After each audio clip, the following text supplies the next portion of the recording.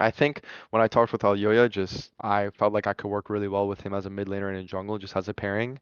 I really liked the way he viewed the game, and not only the game, just as a person. I liked much he, how much effort he puts into the game, how he sees the team, and it's basically his joy, right? Hey guys, this is Ashley Kang of Horizon Esports, and I'm joined by Jojopyun, now the mid laner of the LEC team Koi. Hello. Nice to meet you guys. Nice to talk to you again. Nice. As we soon look forward to 2025 and the upcoming first season of the LEC. Yeah, Jojo, how are you? I'm good. I just boot camped with my team in Spain, and Oh, then your I came team. back. Yeah, my Yeah, new team. It went pretty yeah. well. I mean, we scrimmed basically every team in the LEC. I have a good idea of like how the team operates in Koi and how the coaches are, how my teammates are, and I have a pretty good idea of like how all the teams are. So I think it was a good boot camp. And then now I'm back until New Year's, and then I go back to Germany. Because you guys were like screaming in Madrid, right? Yeah, we were scrimming in Spain, and then I think the other LEC teams, I don't know where they boot camp, but most likely Berlin. So I think everyone was boot camping at the same time, and now everyone's taking a break at the same time. Because I know that you booked it in other countries before. You've been to Korea quite a few times, but you are moving to a new team and interacting with a whole lot of new teammates, like speaking perhaps different language, and you're based in this new city, like adjusting to like a different environment. How would you say the overall experience was, like compared to the other times you moved to a new team or like book camped at a different city? Yeah, it's definitely unique because I've never been to a team in Europe before. So since I've been to like every LCS team and everyone's in LA, and then it's either you stay in LA or you go to Korea, right? So I think in Spain, like the team is Spanish, so everyone's like living in Spain and they're used to everything. So they showed me and taught me a lot of things, and I got to see like Gran Via and all these tourist places, and I got to try all the Spanish food, and they knew everything that was good. So it felt like I was at a home, and everyone already knew everything there, so it's pretty easy for me to like learn the good stuff and eat everything that was good and all this stuff. So I enjoyed it. Any fun episodes with your new teammates? Like everyone was like, so excited because oh my god, Elioya is really happy with Jojopyun. He's finally tweeting something. He's streaming. Like that must be a good sign. Yeah, I mean, I think me meeting my teammates is it's pretty funny. I think my whole team is pretty funny. I feel like Spanish people are just funny in general and they like to joke a lot. So it's been a pretty good fit. Is there anything in particular that I thought of? I mean, nothing comes to my mind right now, or if it did, I just don't know if I can say it. But if there's anything else, like I feel like it's just been jokes and everyone's been like trying to improve. And for me, I just wanted to see how the team operated in this boot camp and how everyone is. So I think I have a good idea of that. So it's been good. I think a big perception is that NA teams are more structured, but at the same time, they are like perhaps less direct when it comes to in team communications or feedbacks, that the Yeah. environment is inherently different. And European teams tend to be, hey, we don't care what you do outside the game, but you come into the game, we're gonna give you like really direct feedback to one another, and the interaction between one teammate to another is different. I know that you've worked with other European teammates back when you were in NA, but is this something that you especially noticed during the time that you were bookcamping with Koi? Yeah, for sure. I mean, I feel like overall Europeans are more direct, like you said. I think when I worked with Inspired, he's like that too.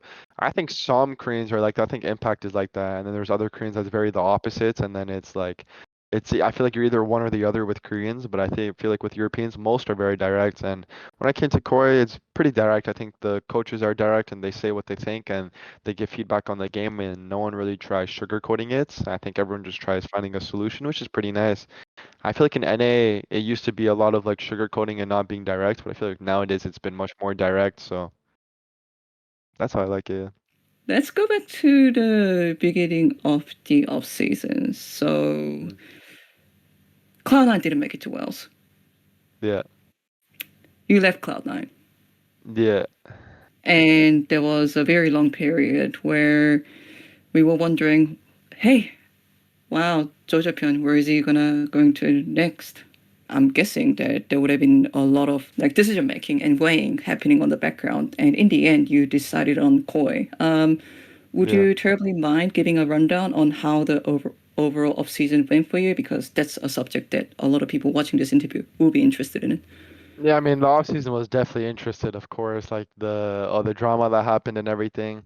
And at first, I wasn't sure what's going to happen because I felt like it was very manipulative or unfair or like just not true about the information that came out. And then for me, I just thought like what's gonna happen is it's gonna affect my team offers. Like our team's gonna think I don't care or I'm just like lazy or all this stuff. But then when I talked to the NA teams, I feel like it was definitely clear that all the teams and all the pros knew really what happened and it didn't affect my offers at all. So I was really happy with that. I feel like the only thing it really affected was the fan perspective of me, which obviously sucks.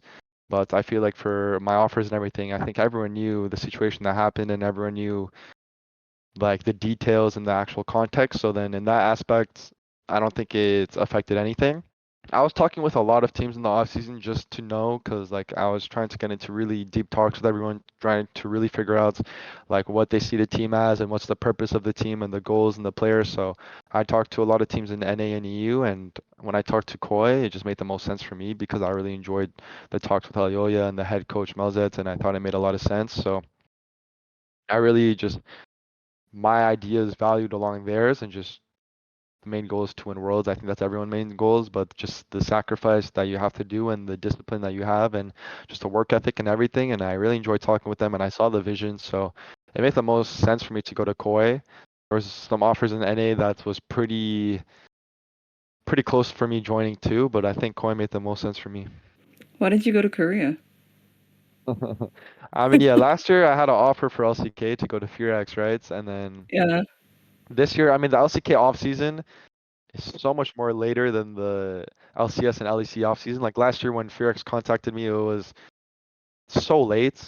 So this year, I didn't even know if I would be the first option for LCK. So my thinking was if I wait and delay all the teams just to find out if I could go to the LCK and then I can't, then that would really mess me up because then the teams in the West would already be like all the rosters are locked and I'd already be so late and then it would there's like maybe a chance where I can't even find a team because it's so late, right? So that's kind of what sucks with the offseason being on different times in the East and the West. So I think it made sense for me like okay, if the offseason is so long and there's no team that's interested in me now that's like locked now in the LCK, then it doesn't make sense to wait, right? So that's what I thought. I do want to touch base on this subject just a little bit more because I actually think that this is the first time you're actually mentioning the fact that you at least considered going to LCK directly in an interview. If you did, you would have been the first player to possibly join LCK in the first tier, and many things would have changed. You would have been playing in a different environment, working with teammates that speak a different language to you, and of course, it is considered as a much more competitive league with a different concept of work and life balance, so to speak. Yeah. Why did that option initially attract you?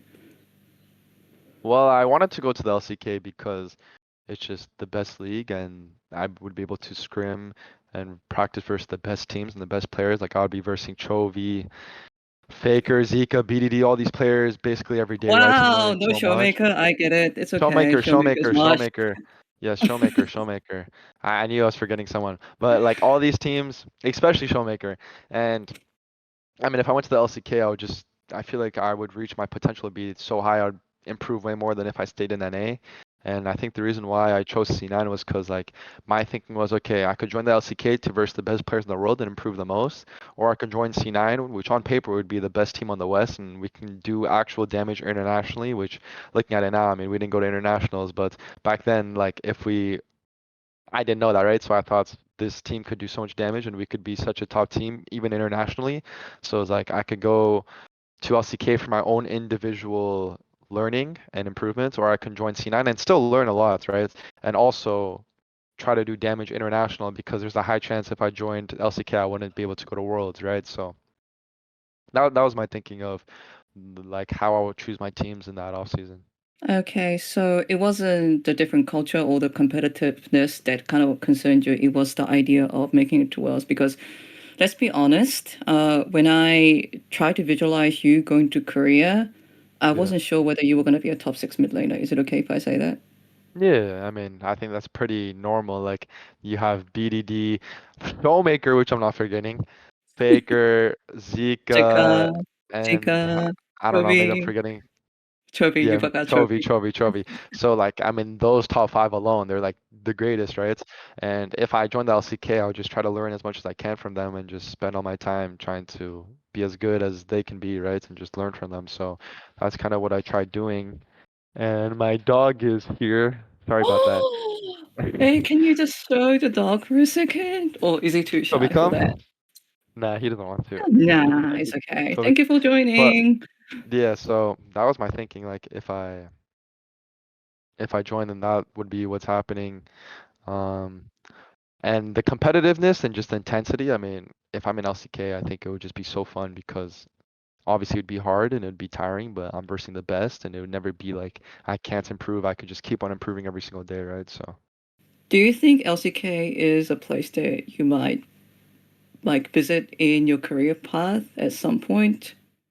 yeah, I mean, I'm pretty young in my career. I've been playing for a pretty long time for like my age. Like this is already my fourth year in like a major league, and I'm still pretty young. I'm only 20, right? So for me, like my main priority, my main priority right now is just to focus on Koi and LEC and trying to be as good as I can in Europe and try making the team as good as we can be, right? And my whole mission right now is just focus on Koi.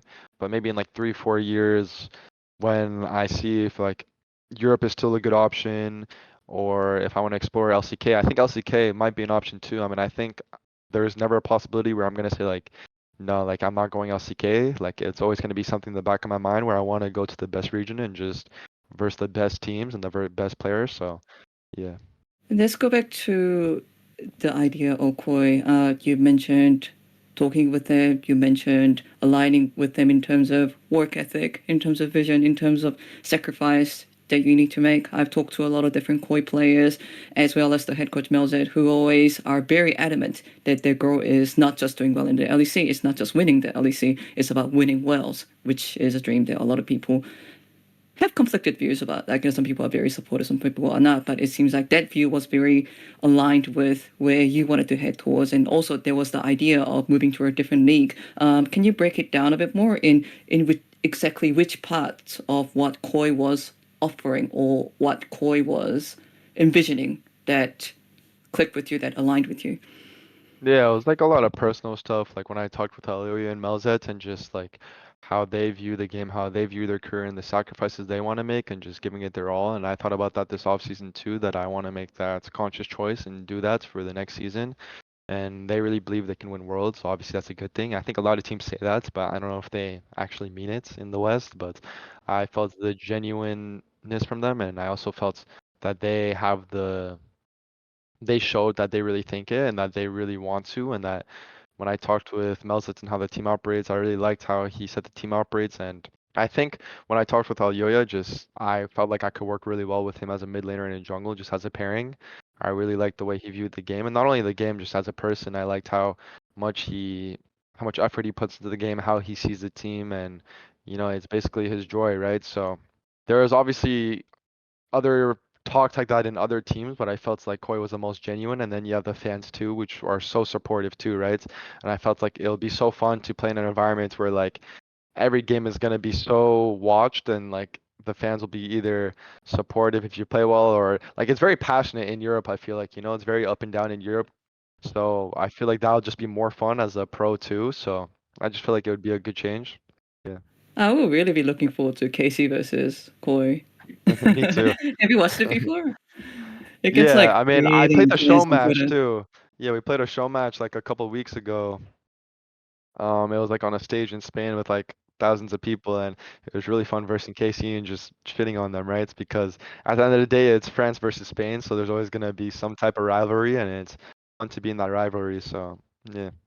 When I talk Yeah. to the LEC fans, something that a lot of people are excited about is perhaps this will restore the state of the European mid laners because Europe traditionally has been really known for the quality of mid laners, heralded by the expectation that Caps was setting. But also the fan sentiment has been that like the skill level of Europe, especially perhaps in the mid lane, has been going down Do you agree with that statement? And do you think you joining the league would indeed make a major impact to how people are viewing the situation? Yeah, when I versed, because I was just boot camping in Spain with the team, right? So when we scrimmed all the teams, I kind of felt the way too. I felt like the only very good mid laner that's like could be comparable international is Caps, and I think other people would say like Humanoid, but I feel like for me it was mainly Caps because I feel like he's very unpredictable and he knows how to win the game. I feel like Humanoid or like these other EU mids are very one-dimensional. Like when I verse Humanoid, he's a very greedy player and he's like gonna freeze every wave and every side wave. But when I verse Caps, he actually will change his gameplay based on the win con and he just adapts well to the comp and he's very unpredictable and has a good just understands League in a good way. So I do feel that way too. I felt like the mid lane, it's not like worse than the NA mid pool, right? It's like it's probably better besides the Korean imports and LCS because you have Quad and Quid, the Korean imports that are obviously good, right? But I would say overall that Caps really elevates the EU mid pool, and then the rest is like it's good, but it's not like international level, I think. I don't think so. Besides Caps. Okay, would you say that the EU pool is better or worse? Yeah, only looking at NA mids, I would say EU is better, but I would say if you include the imports, NA is definitely better. With the imports, I would say the NA mid pool is better, but without the imports, just NA versus EU alone, EU is better, yeah. Because it's only like APA, me, um, Palafox, I'm not sure who else there is. Maybe I'm missing somebody, but it's only like us three, right? And then of course you have the Korean imports that make up a lot of it. And in EU, there's not really any Korean imports. Like they're all European, so yeah. Speaking of Caps, this is like a random thought that comes to my mind. Like been talking to Caps for 6 years. I guess it's been a while now, and one of the things that always surprised me is that during that entire time that I've been talking to him, he has never once not sounded genuine when he said that his goal is to win Wells. Yeah. And I've sometimes wondered whether that is what is required, that kind of mindset or belief is what is required in order to stay in the top. I think that it is really important to stay at the top to have that goal and that ambition because I think if you want to be at the top for that long and dedicate your life to something for that long, you need a clear ambition and goal. And for him, it's to reach that Rose Trophy, right? So I think he obviously does believe it, and it is such a big goal and such a big accomplishment, and he wants to achieve that. So that's what gives him the motivation to really give everything to the game. I mean, I think he probably just loves the game in general, and that's his most favorite thing to do, right? So that's another point. But I mean, I would believe that you're saying that. I don't think he's lying when he says that his goal is to win worlds, and I think that's why he's been at the top for so long because he's just trying to achieve that goal. And after, I mean, let's say G2 does win worlds, I would be interested in what Caps would do, right? It's like hypothetically, let's say they win Worlds this year, I'd be interested in if Caps wants to keep playing, if he's still gonna give it his all, or if he's just gonna retire or something, you know? Like now that you said that, it's like interesting to me what would happen to a player that commits as much as his life to a league like him, like what he would want to do after he reaches his main goal. And I'd be pretty interested to think about. But I think for me, I think for a lot of players, they say they want to win worlds. I mean, obviously everybody wants to win worlds if they could, right? But they don't really put the efforts and the discipline. Like you look at the East, you look at the LCK, LPL players that say they want to win worlds. They're spending insane hours a day and they're sacrificing so much, right? So I think if someone in the West wants to win worlds, you have to put that same sacrifice and commitment because they're just more advanced and more ahead than we are. So then how can we catch up if we're not going to be able to sacrifice that amount of time, not only in league, but just understanding yourself too and just playing the best you can too and just taking care of whether it's your body, your mental, just everything, right? So It's kind of interesting that you say, okay, we don't know what Caps is going to do if does end up winning Wells, but at the same time, we just watched Faker win his, like, what, fourth Wells title? And yeah, he still seems to be going strong. Like, I do think that he is almost like like he's something different. yeah, he is built different, I would say. I mean, I would say for Faker, I feel like League is just his joy. Like when I hear his interviews, I feel like his hobbies, everything that he does, somehow relates to him playing better in League, whether it's like reading books. I mean, I don't know what books he exactly reads, but it's probably some books that help him understand himself more or something more. I mean, I would be surprised if it's like fiction fantasy books. I feel like it's something that would help him in League more, and like he plays instruments that could help with learning new stuff too. So I feel like for Faker, he just finds the most joy in just doing stuff that will only help him in league and just being the best he can. So, that's really rare that you have those type of players, and that's why he's the greatest, right? So, And how about you? yeah, I mean, I think this offseason was a really, especially after all the drama that happened, I just did a lot of reflection about myself that happened, and it's like, I do think my work ethic is really good, but I could make so much more sacrifices to be the best I can be. I don't think I reached my potential, so I made a conscious choice this offseason to really give it my all this year because I don't want to, after my career, I don't want to think like how good I could have been if I really sacrificed a lot and gave it my all. Because even though I did work hard, I don't think that I made a conscious choice like, okay, I'm gonna give it my all no matter what. Because people can say they give it their all, but they really don't. Like it's just when I look at Faker, he's giving it his all, right? Or when I look at Caps, I feel like they're giving it their all, but I feel like it's only a handful of players that really do that, and I really want to see my potential if I do. So that's my goal for this year is try to be as good as I can and just try making Koi or the team I'm on just as good as they can be as a team. So that's what I'm gonna try doing. People talk about how passionate KC fans are. People talk about how passionate Spanish fans are. Why do you think that is the case? Sometimes I almost wondered whether it's like related to the football culture that is very prevalent in Europe. Yeah, I mean, I feel like it is a lot of the football culture because I feel like when you look at American sports or like basketball and American football, I don't feel the same passion as when I look at like these soccer or like football, if they call it, fans like supporting and cheering all the time. So I don't know why it's specifically Spanish and French fans that are very passionate, which I like, compared to other European teams. Maybe it's because they already have that fandom of like, okay, this team is like more of a Spanish team and this team is more of a French team, and the team builds that community. Like, I think KC and Koi did a really good job of building that community with their fans because if you have a good connection with the team, you're gonna support them more, right? Versus a team that doesn't really try building that connection at all, or players that don't try building that connection at all. So I think the team just does a good job, and I think it's just the culture. We talked about Koi wanting to win Wales. We talked about you wanting to win Wales. Yeah. And that seems to be the core narrative of the team.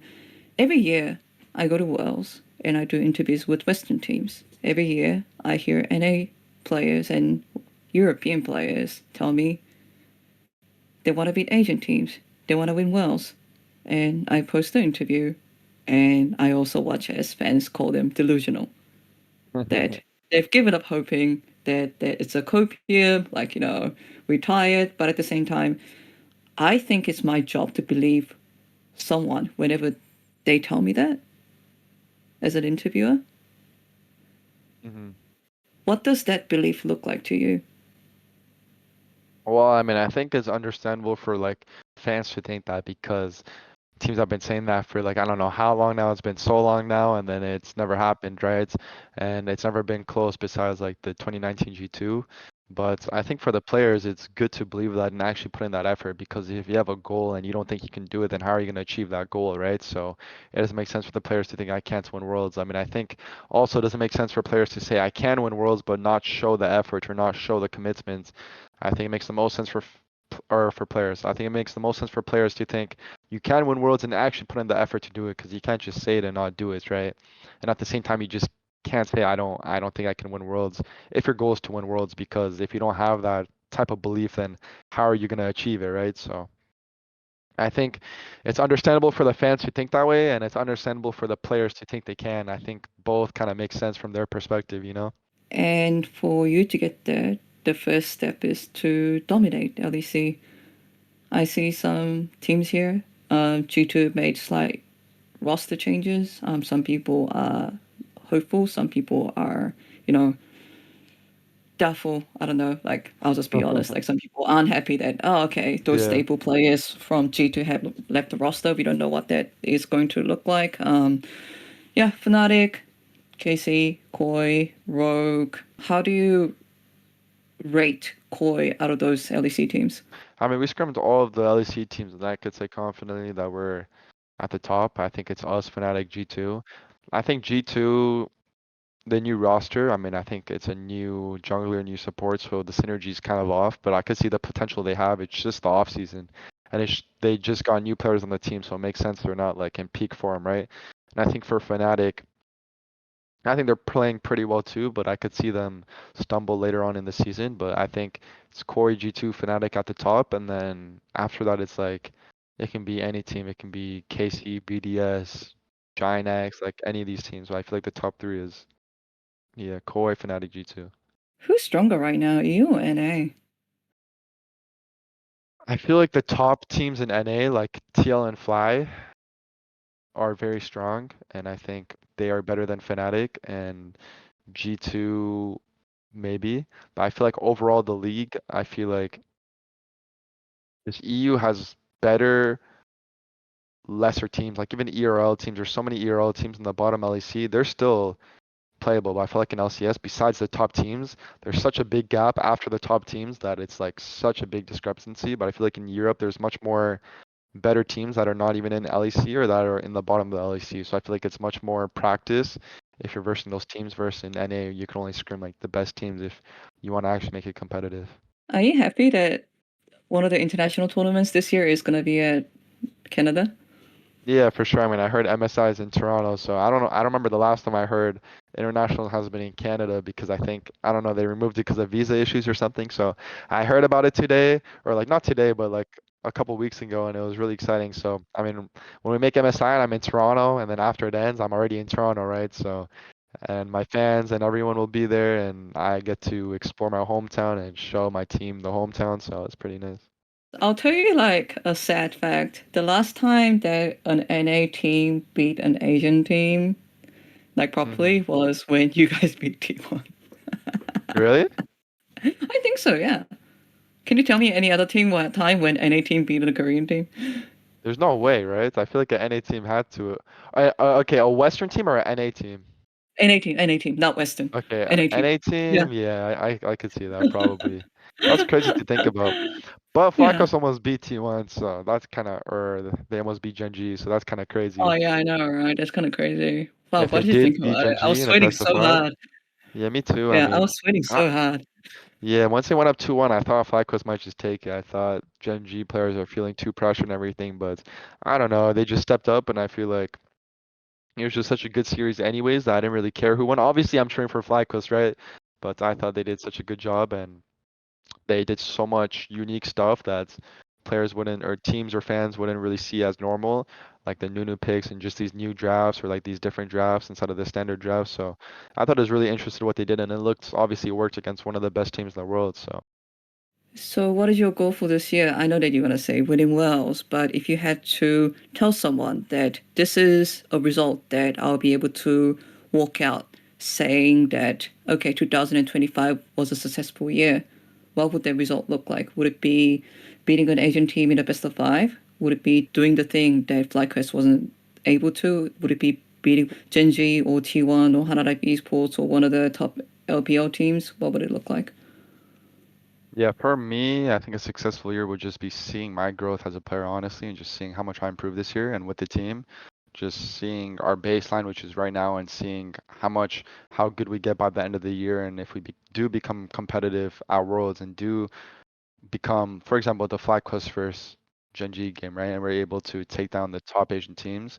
I think that will be a successful year, and then we go back into the next year with already that growth, and we keep on growing. I think I'll see that as a successful year. So just me growing as a teammate, as a person, and my gameplay, and the whole team growing, and then just growing together. And it keeps just going up. Obviously, there's going to be some downs, but just the overall trajectory just keep going up, and then we're just able to become a top team and able to contest the top teams in the world. I'll see that as a successful year. Throughout our interview, I asked a few times, hey, is there any mid laners that you follow or look up to? And in terms of gameplay, sometimes you'd mention players like Chobi or Showmaker.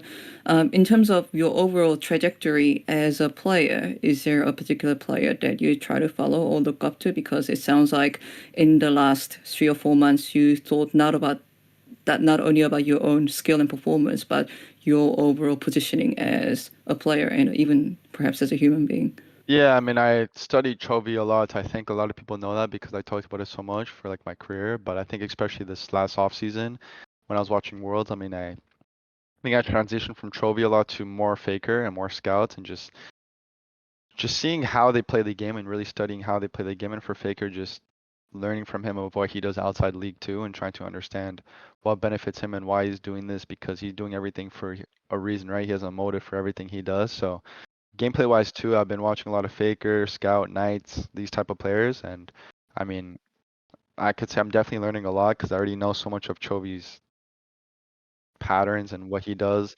And then obviously I always did study T1 and all these teams, LNG and BLG, but I never really studied the individual player as much as I did with Chovy. So that's what I've been doing this offseason. I've been learning a lot.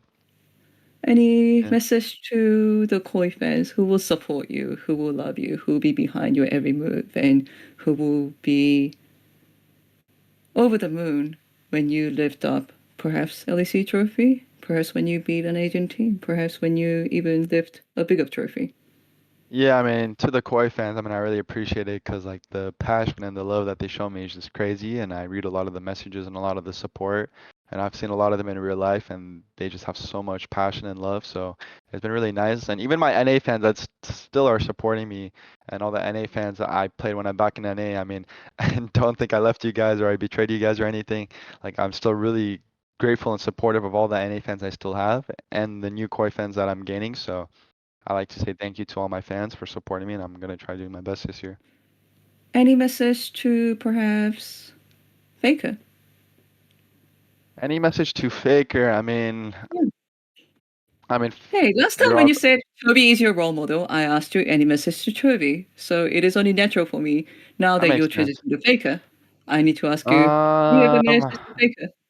I would say, I'll see you at the. I don't know what the international is called, the new international, The but I'll first see you stand. there. Yeah, Yeah. the first stand. Yeah. It Yeah, will be in Korea. I'll see you at the first stand, and I want to play versus you because you're just the greatest player, so it'll be an honor. And finally, this is a staple question. Who's better, you or NA? Me. Am I considered okay, okay, if I play versus like Korea and I beat them, is that considered Europe now or is that considered NA? Like I don't know how it's gonna work. What do you mean? Because like let's say I'm on a EU team, right? So Mm-hmm. it's like we beat the LCK team, so do I say EU is better than Korea or do I say NA is better than Korea? You know what I mean? Because I'm an NA player, but the team is European. No, but if you play against a Korean player and you beat them, is it what you're saying? Like if you beat Genji, for example. Then I would say Korea, right?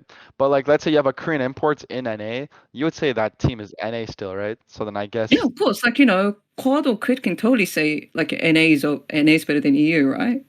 yeah, so then I Yeah, guess you I can would see them say saying that, right? yeah. NA or EU? I think it's too hard to tell right now, but I could definitely see that the top teams in NA and EU are very competitive anyways. So G2, Koi, Fnatic, and then TL Fly, I mean, they're all pretty fucking good. So we just gotta Jojopyun, win together.